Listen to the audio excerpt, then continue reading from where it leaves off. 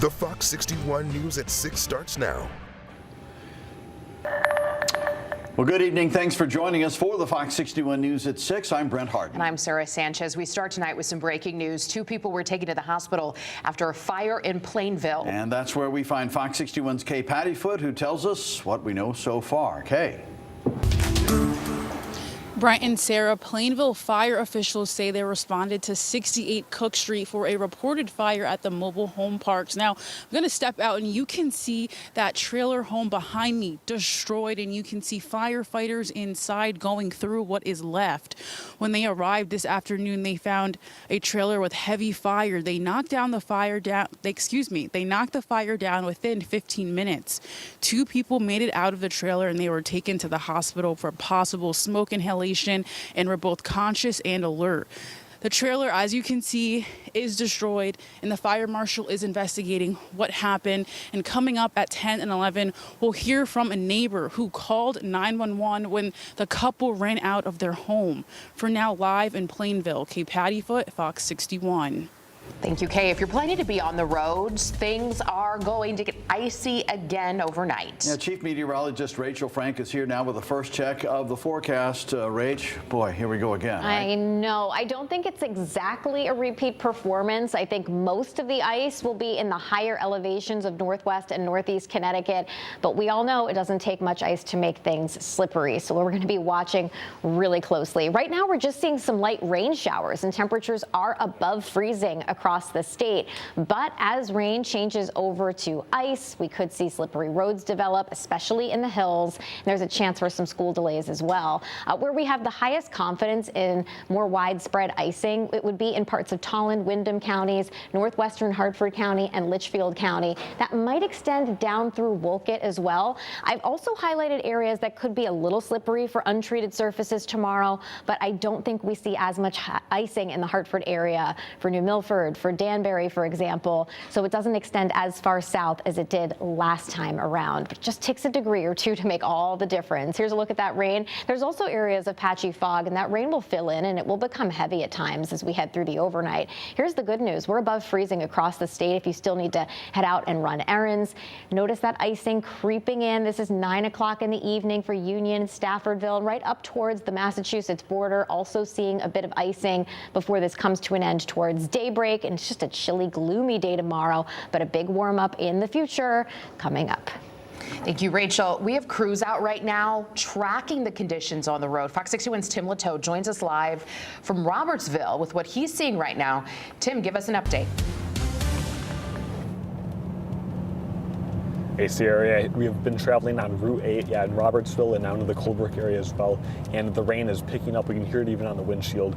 And the roads are even slicker than earlier as well. We're taking it nice and easy here. Some other cars have been going faster out here, but you can't really go too fast here because of that concern of freezing rain, of course. Here's a look at the roadway right now. Route 8 again, up towards the Torrington area. We're up now in Litchfield County here, and pretty far up north, very hilly area. And the rain is coming down harder, and that really just started in the last couple of minutes here. So, and had been sprinkling all day. There are damp roads really all across the state. We took I-84 to Route 4 and now Route 8. Damp roads all across the state. They're only going to continue to pick up that moisture on the roads. And as Rachel was mentioning too, that's the big concern, some freezing rain. It looks like normal rain. It even looks like normal water on the roads. It can be a layer of ice on those roads when it glazes over.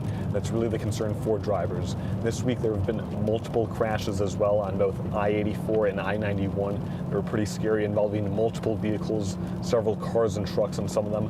One even was an 8-vehicle pileup as well.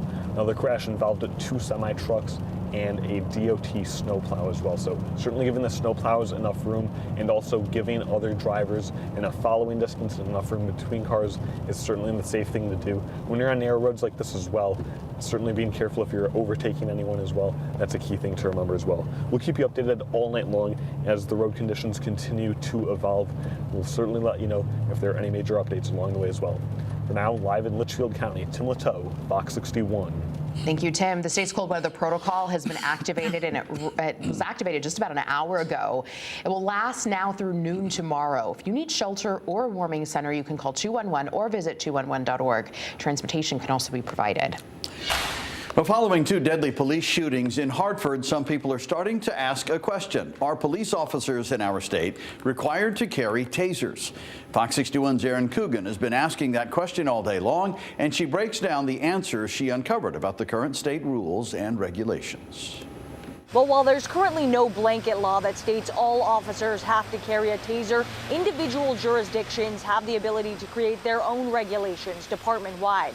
And while many have, Hartford is not one of them. In the wake of the 2 deadly police shootings in Hartford, public scrutiny into the non-lethal tools police are required to keep in their arsenal has quickly come to a head. I think the reality is that the vast majority of the police personnel working on routine patrol have them, use them, are trained in them. I actually think Hartford, in this case, may be an outlier. Ken Barone is the Associate Director of UConn's Institute of Municipal and Regional Policy.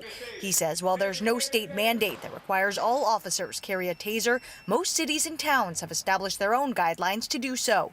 In Hartford, Lieutenant Aaron Boyvert says while all officers are trained and assigned a taser at the start of their employment, it's up to an individual officer as to whether or not to carry one. He says about 75% of the force chooses to do so, 25% do not.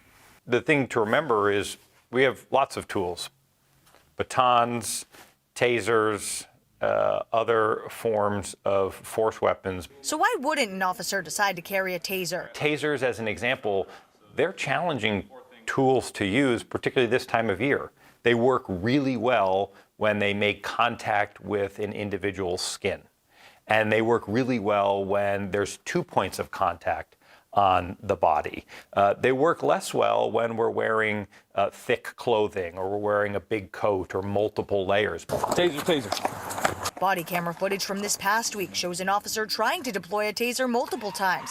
55-year-old Stevie Jones was wielding a knife, walking towards officers, and had failed to comply with several orders to disarm himself. It was only after the taser deployment failed, another officer who admitted to not having an alternative pulled a gun and shot Stevie 9 times in the chest. A lot of time I've seen sort of in the public, if only somebody else had a taser, and that's possible.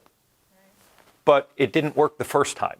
So there's no way of knowing if it would have worked the second time. But certainly the clothing he was wearing didn't change in the matter of a few minutes. Meanwhile, investigation into both cases of deadly force remain ongoing. Barone, however, says he wouldn't be surprised if more conversations to tighten taser carrying laws are had as a result. In Hartford, Erin Coogan, Fox 61. Erin, thank you. In Montville, 3 people, including a firefighter, were hospitalized yesterday afternoon, I should say, after a house fire. The 2 people who lived there are now displaced.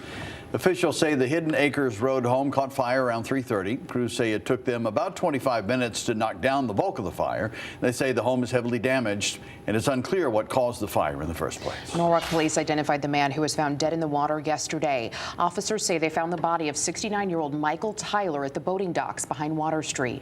Police say he lived in Norwalk and lived on his boat in that area where he was found. Investigators are still trying to figure out what happened and how he died. New here at 6, the State Department of Public Health has advised against eating fish caught in the West River after a tanker truck caused a massive fuel spill in West Haven. Now, here's a look at a map. The advisory covers the section of the West River starting from Derby Avenue and continuing on down to Kimberly Avenue. Last week, a tanker truck hauling 2,600 gallons of oil was involved in a crash, spilling the oil into the road and entering a storm drain that leads into the West River.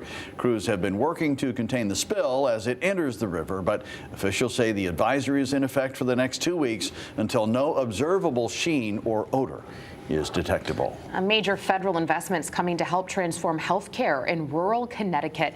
Governor Ned Lamont announced today the state will receive $154 million through the Rural Health Transformation Program, funding dozens of projects aimed at improving access to care. Plans include mobile medical and dental clinics, new workforce training programs, and expanded mental health and community health services. State leaders say the goal is simple, and that's to make sure people in rural parts of the state can get high-quality care closer to home.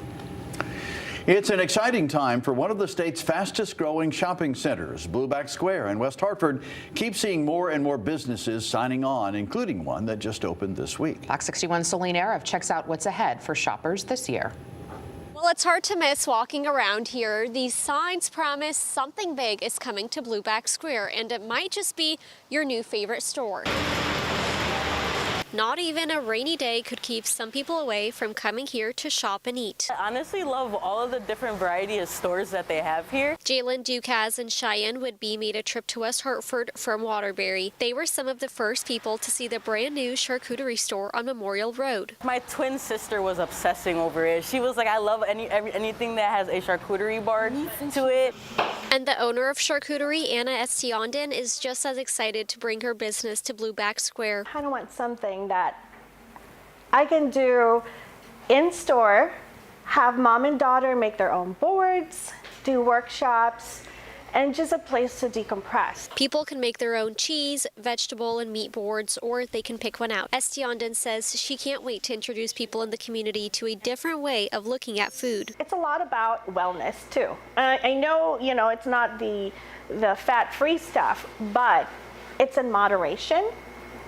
It's treating you with a little bit of luxury in the middle of the day. And pretty soon, you'll find even more businesses to spend your day at here. Blueback Square tells us Sweatfluence, a hot yoga and wellness studio, is opening up this summer. And Monmouth Trading Cards is also opening later this year. Ooh, right, that sounds so good to have over here. Yes. Oh my God, that'd be so nice. Sounds like a nice variety. But that's not all. Their website shows Fat Duck Tavern is also opening up, along with a dim sum and dumpling restaurant called Nana's. They're also getting a food hall called Wonder and a New England ice cream shop called Frisbee's Dairy Barn. Love that. Yes, I can't wait for more ice cream. Summer. Perfect.